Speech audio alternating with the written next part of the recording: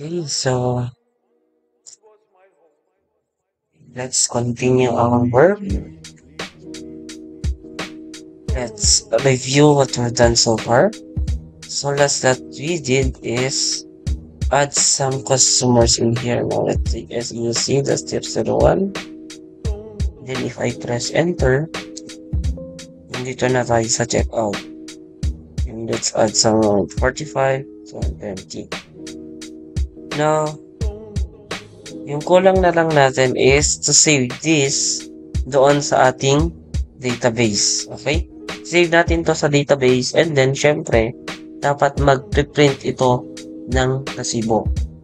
So first, let's create a table para doon natin i-save. Okay? So I think this will be again another 2 videos. Another 1 video for the saving and 1 video for the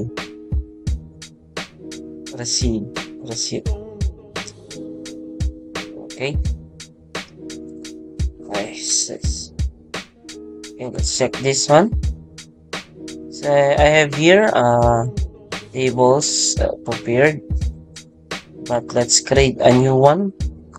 Let's open our database tables and then so dapat ito na yung mga makikita nating tables. Okay, category, customer, product, and then we have the table users. Now next thing that we have to do is to create 2 tables. Now, why do we have to create 2 tables? Para doon natin siya i-save. Okay, so punta muna tayo dito sa ating Excel.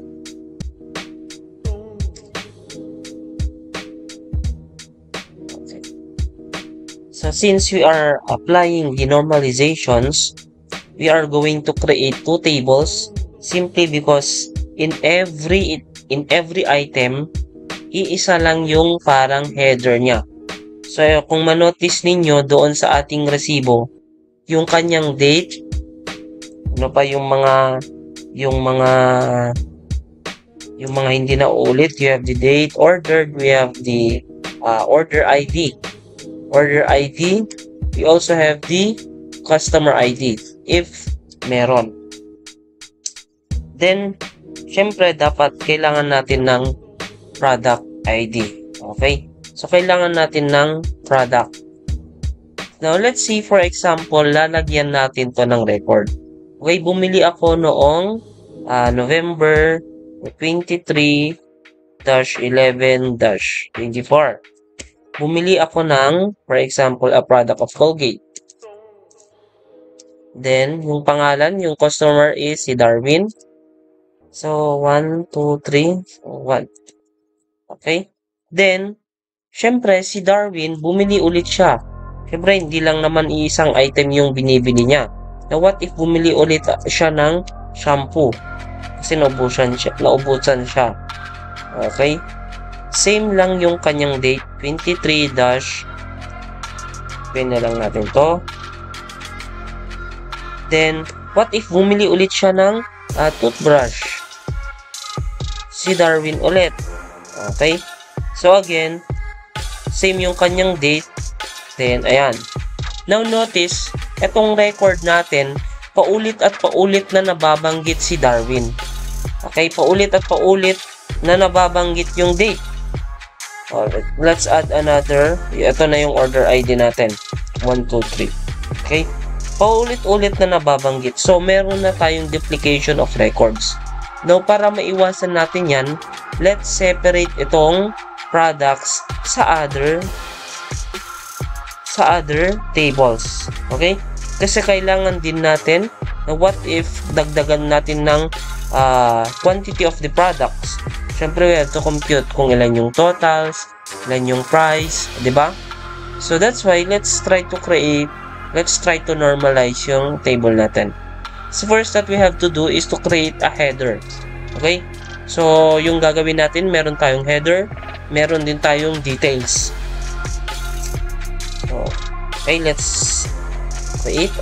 Let's name it as order ID. Then, we name it as big int. And set primary key. Okay? Follow nyo lang tong ginagawa natin. Don't forget the identity column. Okay? Ito yung always natin na nakakalimutan. Then we have the order number. Okay, order no. Let's name it as, since order not siya, big int. Okay, if you want to big int. Then we have the date ordered. Date ordered. Kung kailan siya na-order. Gawin natin siyang date time. Then we have the customer ID. Okay? And varchar 50 or big int. Okay? So dito meron na tayong applications ng third normal form. Okay? So lahat ng yung mga data natin from this customer ID is nanggagaling sa other. Okay? So let's save this as, save lang natin to, TBL order head or TBL order. Then okay lang natin yan. Now next na gagawin natin is to create the details. Okay, refresh lang natin yan para magpakita. So we have here TBL order. Then let's create another table, new table. Then let's name it as order ID kanina. So ito naman order details ID. So syempre let's set it as primary key. And don't forget yung ating auto increment, yung identity column. Then we have here, ito yung ating primary key na. So notice, yung order ID natin, nandun sa ating TBL order. So i-connect natin yan mamaya. Then we have the product code. Product code is, again, foreign key siya. And yung quantity. Okay? So ito yung palaging nagbabago. Quantity, let's name it as big int. Okay, so since simple lang yung gagawin natin, ito lang muna. Save lang natin yan. TBL order details.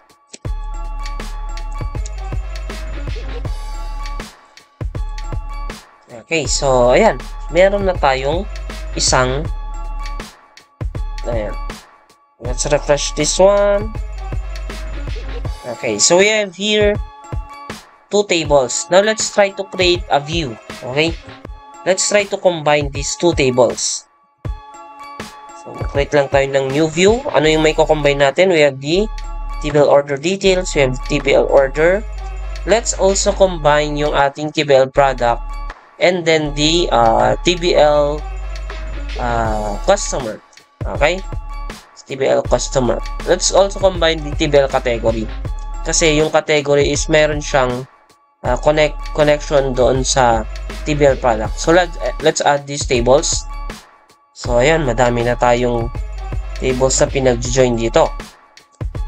So, I hope na hindi tayo malito. Okay? Anyway. So, dito. Si TBL category, i-connect ko siya doon sa ating TBL product. Diba? Yung cat ID, i-connect ko doon sa aking prod category. So, ito yung ginawa natin before. Pinag-connect. Okay, let's mamaya na lang tayo mag-select ng mga tables na gusto nating ipakita. Okay? So, ayan. Okay na yan. And then, we also have si TBL customer. Saan ko siya i-connect? Doon sa customer ID. Saan ba yung customer ID natin? Ayan. Okay. And then, si TBL order details, order ID, i-connect natin doon. Now, eto naman, okay, product code, ayun. Connect natin yung product code doon sa product code, okay? So, okay lang na yung product code na yung kino-connect natin. Kasi yung product code naman ng items ay unique, okay? So, supposed to be yung product ID, pero, ayun, ito na yung nagawa natin. Okay, so meron na tayong mga combinations. Okay, so let's try to save this one. And let's name it as a view orders. Okay lang natin. And then, let's try to populate at least one. Isikit lang natin. So, walang nagpapakita. Ay, hindi pa na tayo nag-check. Okay, yung gusto kong ipakita is yung ating order ID. yung kanyang order number, yung date ordered, and then yung customer ID. Then, customer ID, kailangan kong ipakita yung kanyang customer name at yung kanyang contact number. Then, gusto ko ding ipakita si quantity. Gusto kong ipakita yung product code, product name, product, yung price niya, yung cut ID, and yung category name. Okay? So, okay lang na i-check natin lahat yan. Pero, it's up to you. So, let's try to execute this one. So, ito na yung mga lumalabas na mga views natin. Yung XPR1 dyan, you can change it alias. For example, yung order ID. Kasi naulit yung ating order ID dito. You can change that anyway. Okay. Or tanggalin na lang natin tong isang order ID dito para hindi natin malito. Okay. Ayan. EXPR1, EXPR2. Sino yan? Tanggalin na natin yan. And then, product code. Okay. Check yan. Wala nang EXPR dyan. So, I think that's it. Save lang natin. Then, let's populate na. Cut this one. Lagyan ko ng order. For example, nag-order ako. Order number. For example, 001. Date ordered, kung kailan siya na-order, we have 23-11-2024. Okay? So, check natin yung mga customer natin. Edit lang natin. Si Darwin ay customer ID number 1. So, 1 yung ilalagay ko dyan. Okay, okay na yan. Meron ng laman si T-bill order natin. Now, let's try to add a record doon sa ating. So, notice, etong T-bill order natin, meron siyang order ID na 1. So, kailangan 1 yung ilalagay ko dyan. Now, ano yung mga product code? So, I have here product na ASC-001. Oh, I think I use big int dito. Okay.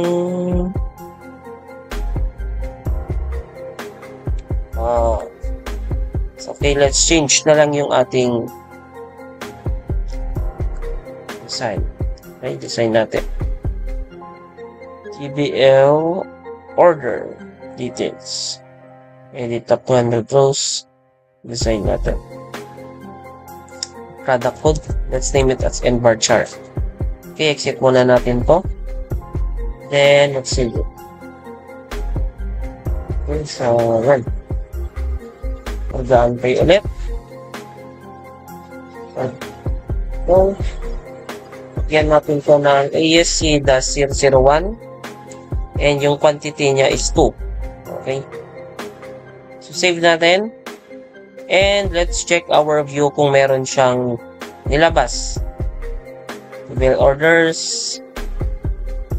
Okay. So, alam ko na si Darwin Giraradio ay bumili noong 2024-11-23 ng Colgate, which is quantity niya is 2. So, yung kulang na lang dito is price. Okay?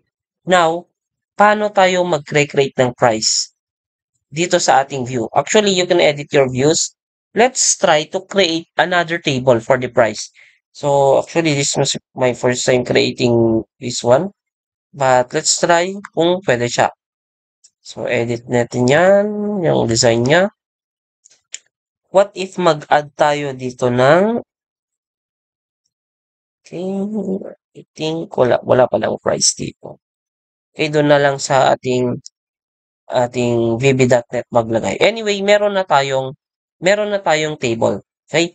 So, yung next na lang na gagawin natin is dapat pag nag-check out tayo dito, ESC the 001. Pag check out tayo dito is isa-save na niya agad once we press the enter. Or, yeah, once we press the enter. Okay? So, punta tayo doon sa ating code.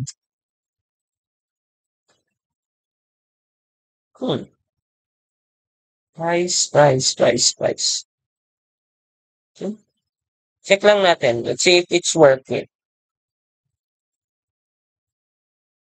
Medyo ano to. Kan tayo dun sa code ng insert. Nagawa natin yan. Customer, check out, product. Dapat dun na tayo sa POS. Exit na lang natin to. Close all but this. Okay. Punta tayo doon sa code ng ating key down, which is yung enter. So, check out the show dialog. Now, first that we have to do is to save. Save. Paano tayo mag-save ulit? Di ba? So, how do we save? Kailangan natin ng insert. Okay, insert SSSQL is equal to insert into TBL order values. Ano yung mga i-insert natin? Check natin. TBL order, ano yung mga i-insert natin? Kailangan natin ng order number. Okay? So, yung order number natin is dapat automatic na siya. Okay? So, let's see. Paano natin siya i-automatic?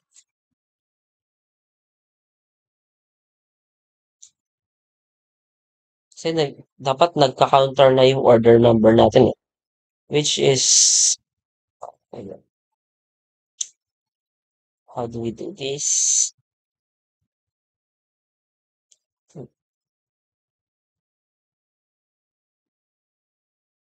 Hindi tayo mahirapan.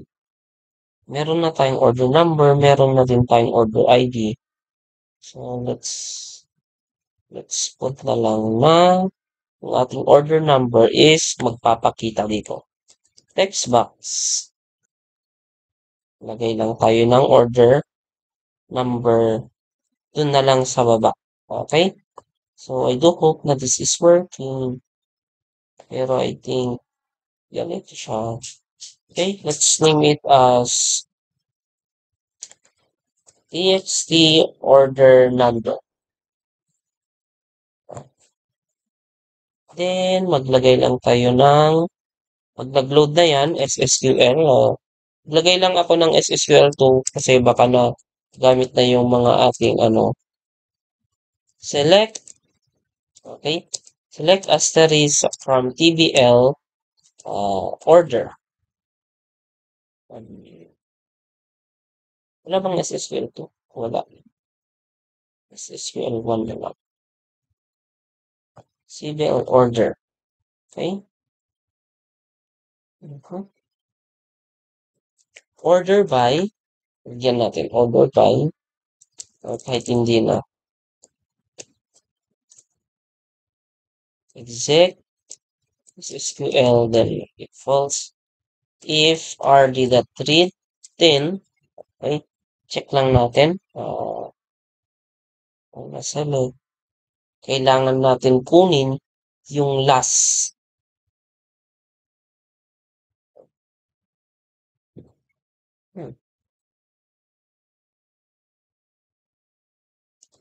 Okay, kailangan natin kunin talaga yung last.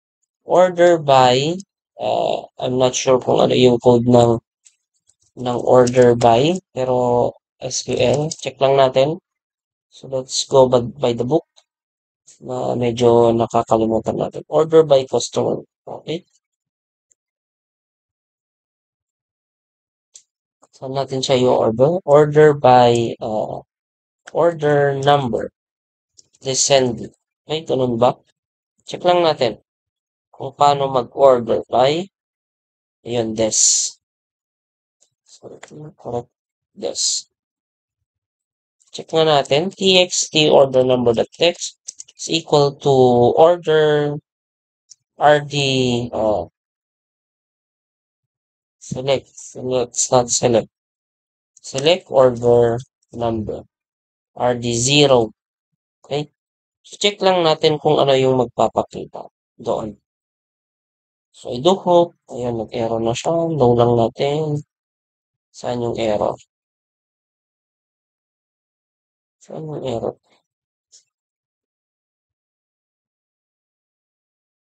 Ito. I-comment lang muna natin. Transactions, point of sale. Ayan, nag-error na siya.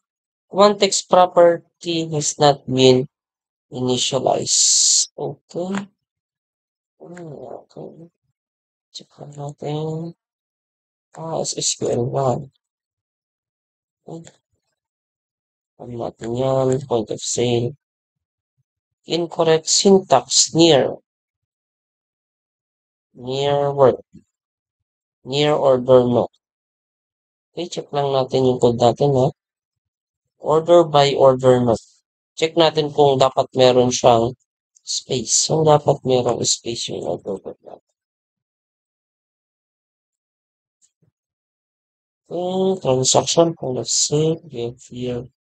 Ayan, 1 na yung nagpapakita sa order no natin. So, check natin kung 1 nga ba doon sa ating table. Execute lang natin to. Ayan, we have order number 1. So, kailangan yung magpapakita na dyan sana is hindi 1. Okay? Dapat yung magpapakita na dyan ay 2. Kasi nga, tapos na yung 1 na order. So, yung gagawin natin dyan is RD0 plus 1. Okay? Check lang natin kung magiging 2 siya. So, meaning, ito na yung ikalawang order. Okay? Naging 2 na siya. So, yung isa-save na natin doon sa ating insert is yung value ng txt number. Txt order number. Ibalikan natin yung pinamit natin. Txt order number.text. Then, ano yung i-insert pa natin? Kailangan din natin ng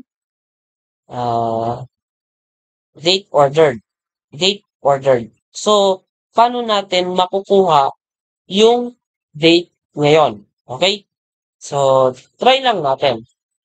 Try lang natin kung paano kumuha ng date. Okay? So, kung hindi natin alam, syempre we have to go by the, by the chat GPT. Okay? By the chat GPT. Okay? Idol kasi chat GPT. How to get date in gmail.net. Okay, so, ayan. As a programmer, ganito talaga yung ginagawa natin. Try natin yan. See if it's working. Okay, date time now. Okay, let's declare dim date now is equal to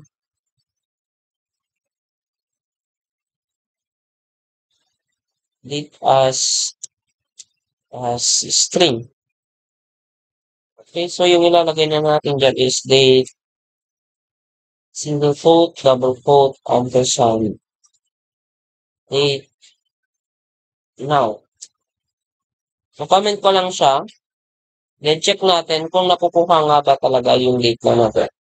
Let's try muna na i-message siya. Date now. Okay? Dapat magpapakita yan pag nag-press ako ng enter. Enter. So, yan. Hindi niya pinakita yung date now. Bakit kaya? Yes. Ayun. Pinakita niya 24/11. Ayan. Tama. Nakuha natin yung date. So, ganun lang. Ganun lang talaga yung maging programmer. So, sinas pa. Balikan natin. So, alam na natin na korekto. Okay? Let's name it as date now. And then, ano pa yung kulang natin? Date, order, tapos yung customer ID. Okay? Customer ID. So, yung customer ID natin is nilagay natin siya dito sa LBL customer name .tag. So, balikan natin yung code. LBL single quote, double quote, ampersand, LBL customer .tag. Okay? And execute lang natin yan. 1, SQL1, true, then check natin kung meron siyang na-save. So, save lang natin. Start lang natin. Associate, point of sale. What if ASC-001? Okay, if I press enter, ayan. Meaning, dapat nag-save na siya. Okay, agad-agad. Nag-save na siya agad-agad. Nabalikan natin yung ating TBL order. Dapat meron siya. Okay? Refresh natin. So, ayun, hindi siya nag-save. Bakit kaya? Check natin. Saan tayo nagkamali?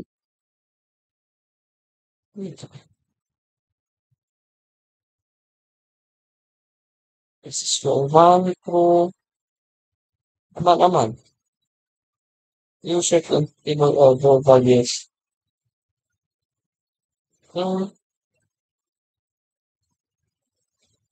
Try natin ano to. Even order any tab. Wala talaga. Bakit kaya? So, check natin. Message box tayo dito. Check natin kung nandito yung ating code. So, ayun na. Bear with me kasi yun. Ngayon lang natin gawin to. ASC-001. Enter. Alam ko na. Alam ko na. Alam ko na.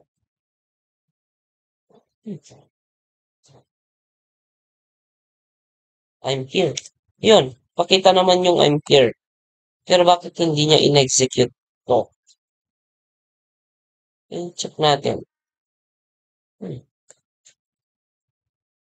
Ayun. In-execute niya pala. To. So, kanina hindi. Let's try again. Transactions, point of sale. Yun, 3 na yung order number natin. So, ASC-001.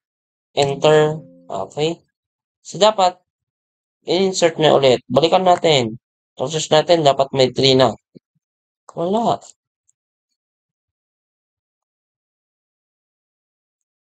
Bakit kaya? Exit, I'm here. Refresh natin. Oh, yun, nandun na. Meron lang pala siyang delay. Okay. So, ayan. Okay na siya. Ano lang siya.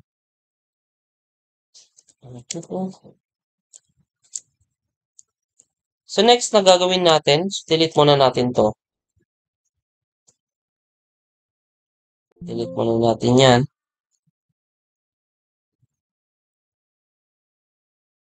So, let's try to save naman doon sa ating TBL order details.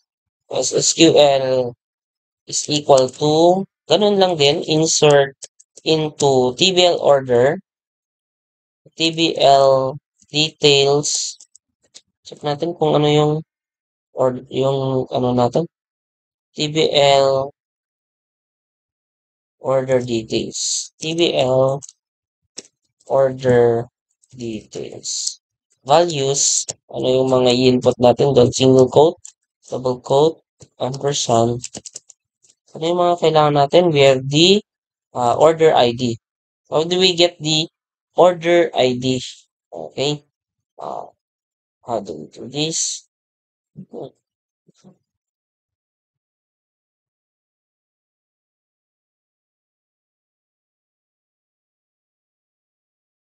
How do we get the last order ID? Kasi yung kailangan natin pag-insert is the order ID. I know, order ID is automatic yan. Oh, we have to get the order ID of this one. Okay. Kasi hindi pa siya. So, dito na tayo nag-create ng problem. Gusto kong mag-insert ng order ID niya. Pero anong order ID yung i-insert ko kasi kaka-insert lang ni order ID nito. Hindi ko alam kung ano yung order ID na nabago. Okay? So, we have to check kung ano yung last na order ID natin. Parang yung ginawa natin, Tito. Okay? Kopyan lang natin to. Pero instead, mag-create na tayo ng another connection kasi tatlong connection na yung gagamitin natin. So I have here public basic SQL 1. Kopyan ko lang to. Then, paste lang natin. Then, syempre, re-replace ko lang lahat ng 1 into 2. Then, replace all. So, yun, ganun lang. Now, nag-create yan ng error kasi hindi siya declared. So, yung gagawin na lang natin dito is to create or declare on to cmd1, no, cmd2, then rd2, then ssql2. Okay? Ayan. I think that's it. Balikan natin yung code natin. Kopyahin natin ito. Control C, then paste natin dito. Okay? So, mag-comment lang po, get the latest ID. Kasi doon natin siya i-insert. Okay? SSCL. Hindi ko ba nakopy lahat? I think hindi. Hindi ko nakopy ito.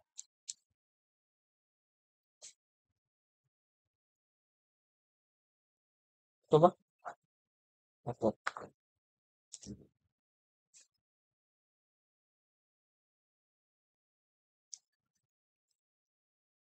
Ah, sababi nag-insert ako. Okay? So, wag na nating mag-plus 1 dyan. Then, order, order ID yung gusto nating kunin. So, let's change this as order ID. Then, order, palitan din natin na to ng order ID. Then, order ID. Sending. So, when we say descending, yung nasa baba, siya na yung magiging nasa taas kasi descending. Okay? Parang sinort lang natin siya na mag-start from Z to A. Okay? So, eto, papalitan na natin to ng SSQL2. So, maglagay lang ako ng comment dito. Get date now. Ito naman, comment ko to is uh, insert in insert in TBL order head. Ito yung get the latest ID. Ito naman, insert into TBL details. TBL order details. Okay? So, yung lalagay na natin dito is yung RD0.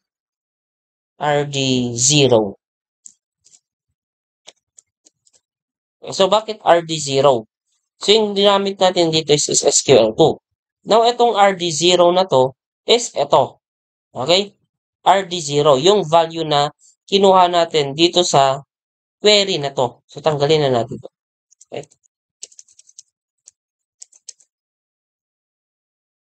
Gets? So, kung nalilito pa rin kayo dyan, so, syempre, if rd.read, gawin na lang natin na mag-declare na lang tayo. Dim get id as integer. Integer.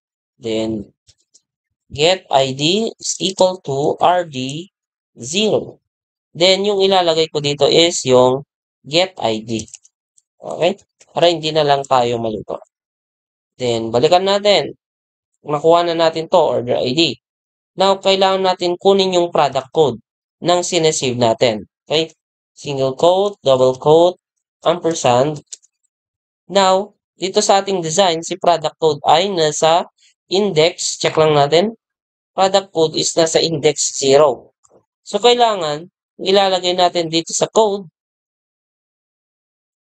Kung natin, TBL, LV list dot selected dot items 0 dot sub items 0 dot text. Okay, so there will be a problem later on dito kasi iisa lang yung item na sinasave natin na what if madaming item yun. Kaya mag-recreate mamaya tayo ng looping. Then, next is yung quantity. Next is yung quantity, comma, single quote, double quote, ampersand. Then, lagay lang natin dito, quantity natin, 0, 1, 2, 3. So, yung quantity natin nasa index 3. Okay? Quantity nasa index 3. So, LV list dot items 0 dot sub items 3 dot text. I think we're good. So, check lang natin. Let's try to execute this one. Exec, SQL2, SSQL2, then true. Check lang natin ha.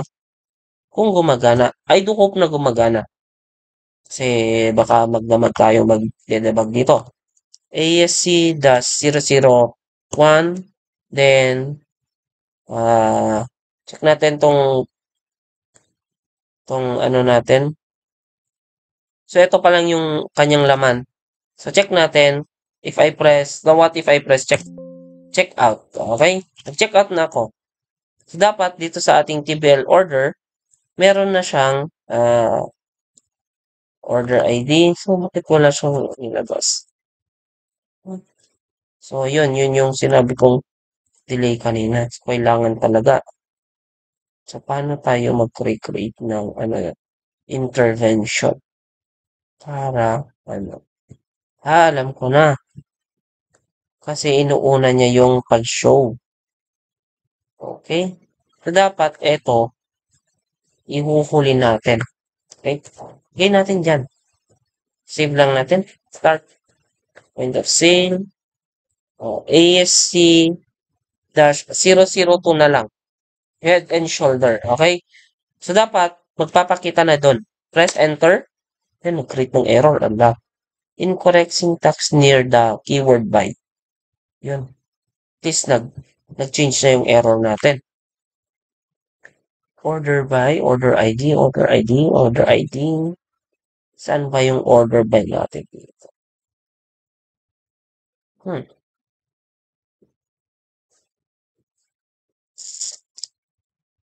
Correct syntax. Sabi niya, di ba? Yon. Order by dapat yan. O nga. Okay, sorry. Okay, save natin. So, ayun, casual talking lang, parang timang. ASC-002. Enter. Okay, check natin. Dapat dalawa na yung nasave dito kasi nag-error tayo kanina dito. Nasave na yung isa. Okay, check natin.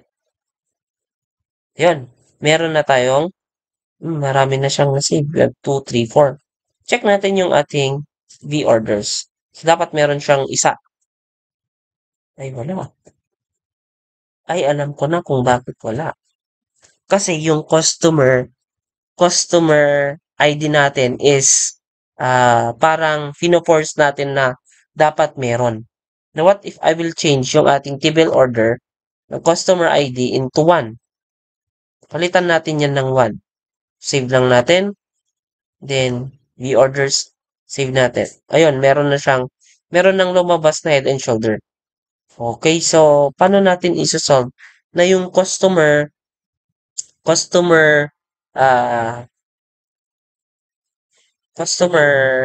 name is dapat hindi siya, i-check lang natin yung doon sa ating customer. Customer, where are you? Ito. So, yung customer natin, check natin. yung kanyang properties is naka-inner join. Okay? Palitan natin yan. Ano ba?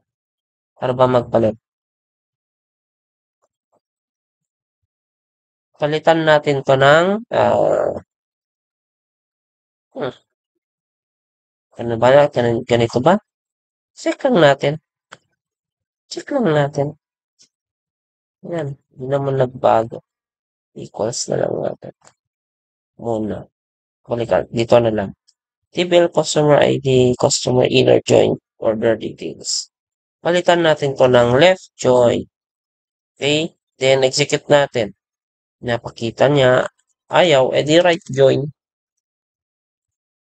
Ay, ayaw pa rin. Yan. Ito na yung problem natin, guys.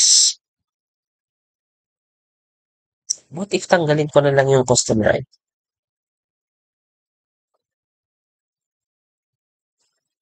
Alam ko na. Alam ko na. Hmm. Para ma-solve natin ito. Bakit ayaw? Right outer join. Order details. Inner join. Ay, inner join. Ito pala dapat. TBL from TBL customer. Right. Join doon pala. Check natin. Kung ayaw ng right, palitan natin ng left. Talaga, nakakalito talaga yan. Ayaw talaga. Customer interaction order details and what if? Hmm, bakit kaya? Check lang natin ha, kung paano natin papalabasin na kahit walang customer ID. Tama naman ito. Check ko nga. Ito na. Ito na. Nag-error na tayo.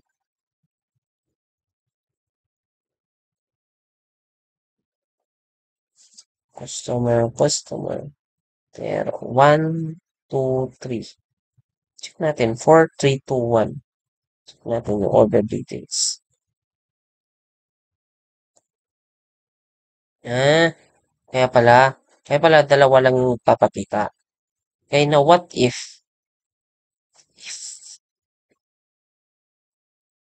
ay oo tama siya. What if dagdagan na lang natin? Hmm, palitan ko nga ng 0 to. Check natin. 0. Dapat dalawa pa rin yung magpapakita. Ay, dalawa pa rin. Tapos yung customer ID, alam na 0. Na what if left? Try natin yung left. Ayun, wala nang nagpakita. So, dapat right to. Okay? So, yun lang yung binago natin ha. Ni-right join ko lang itong customer ID natin. Okay? So, let's reset this one. I-delete muna lang natin. Table order natin. And let's reset this, delete. Okay? Okay? And then, execute natin. And wala nang nagpapakita. Kahit ko ba din ulit yung isa. Okay? So, check ulit natin. Let's try to execute ulit. Kung okay na siya. Pala yung code natin. ESC-002. Enter. Okay? Check natin. Dapat may mag-a-appear dito sa dito. Okay? Ayun, meron na siyang nag-appear. Kahit wala siyang customer, nag-a-appear siya. Now, what if maglagay tayo ng customer, di ba? ASC-001. Then, let's try to add some customer. F11, Darwin Giraralio. Then I press enter. Check natin, dapat magpapakita yung Darwin Generario na dito. Ayan. Okay na siya. Now, what if madaming items? So, yun na yung ano natin. What if madaming items? So, dito sa part na to, di ba yung details, madami yung items dapat na ini-insert natin. So, kailangan dito mag-create tayo ng looping. Okay na yung code natin ha. Ito yung code natin. Kung hindi nyo siya na slow or nakita nga na siya at time. Okay, ito lang yung nailagtag. Okay. Anyway, I will copy paste ko mamaya. Next is,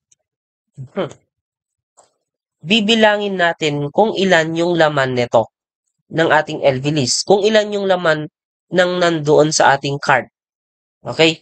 So meaning, kung ilan yung laman niya, ganun din yung bilang kung ilan yung isa-save niya. So notice, tino kapag balinan nan, dito table tayo, mabalin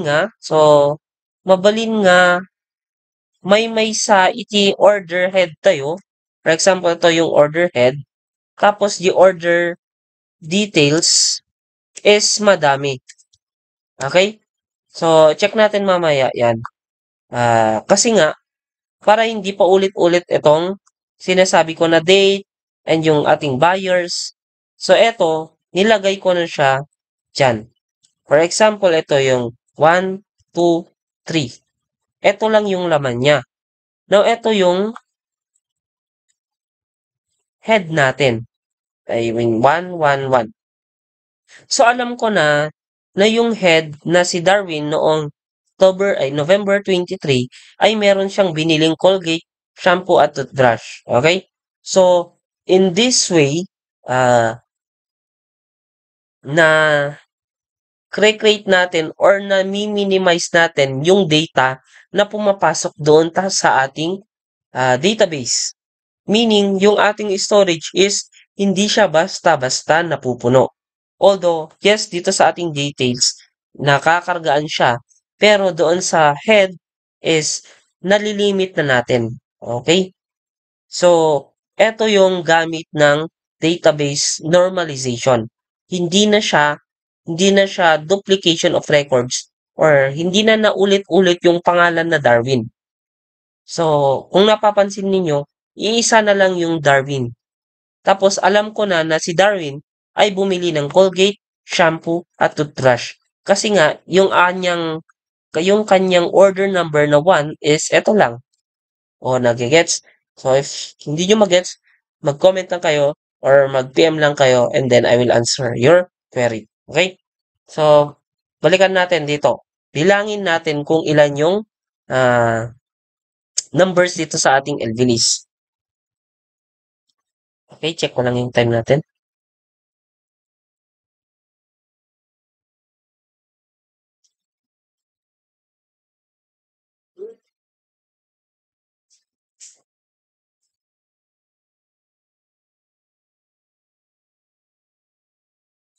Okay, ayan, medyo, I think, ilang hours na tong record natin. Kikita ba dito? So, hindi. Paano na ulit? Kalimutan ko na. Ay, baglang tagbalbalin. I click view code. Bibilangin natin. So, while LV, LV, mag-declare tayo. Dim counter as integer. Okay? Dim counter as integer. Then, while counter is less than DJ count, DJ bilang. Okay? Bilang jada J list view, LV list that items that count. So, no, habang basbasit, dapat ine-execute niya to. Okay? So, papalitan na natin itong LV list items 0. Okay, itong LV list items 0, meaning, tilang hughugutan na kat DJ first nga record. Kaya nga 0. Ito yung 0 is, first na record natin, 0. Ito naman, sub-items is magbe-base siya sa column. Pero magbe-base tayo sa row. Okay? Kaya, inilalagay ko dito is counter. Okay? And then, dapat, counter is equal to counter plus 1. So, dito, maglo-loop na siya. Okay? So, let's try to create 2. Now, what if let's add na lang, mag-add na lang muna ako ng another product. Check lang natin if it works. File, products. So, ito ang mga products natin hanggang 7. 6, 7, 5. Okay? Check natin kung okay yung ASC-005, like 4, ASC-006, ASC-007, ASC-005. Okay? Now, ASC-004. Okay, inulit natin yung ASC-004. Check natin kung nakukuha niya pa rin yung ating quantity. Okay, let's press enter. Ayun, walang error. Okay, check natin doon sa ating database. So, run lang natin to. So, meron na tayong to. Yung ating, yung mga nabili natin. Toothpaste, shampoos. Check natin, run. Let's run this. Okay, ayun. Ayun. Okay na siya. So, we have here, bumili siya ng extended keyboard headset RGE keyboard. Okay? So, if notice, naulit yung kanyang order number. So, i-refresh lang natin to. Yung head natin, meron siyang yung 3. Kaya ito yung 3 natin. Ito yung latest, yung 3. Now, dito sa ating details, i-refresh natin yan. We have order ID, okay, product code 5. Bakit 9999 yan? Order ID. Ay, oo, yun, 9. 99999. Ito, 1, 2, 3, 4.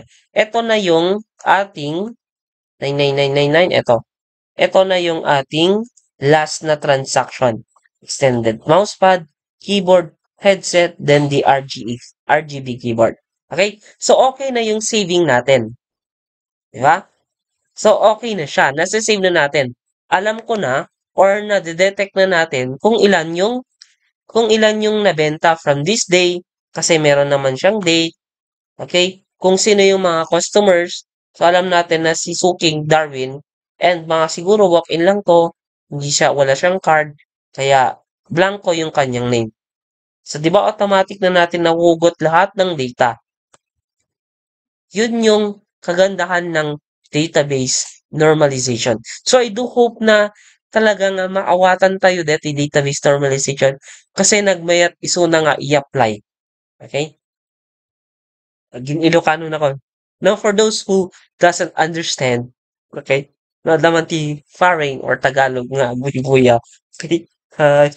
Basta, buyaan nyo lahat na video. Excited na lang nga agi-share kasi ayun, napagbalin tayo. This is my first time doing this. Ay, So, ayan. Maba na yung videos. Copy-paste ko na lang to and then kabil ko sa notepad. Lagay ko sa notepad. And then, ayun. I will scroll it slowly. Okay? Para screenshot ninyo. Okay? So, ayan. I will scroll it slowly para hindi kayo malito. Ito yung mga additionals. Okay? Magbe-base lang kayo dyan. Then, ayan.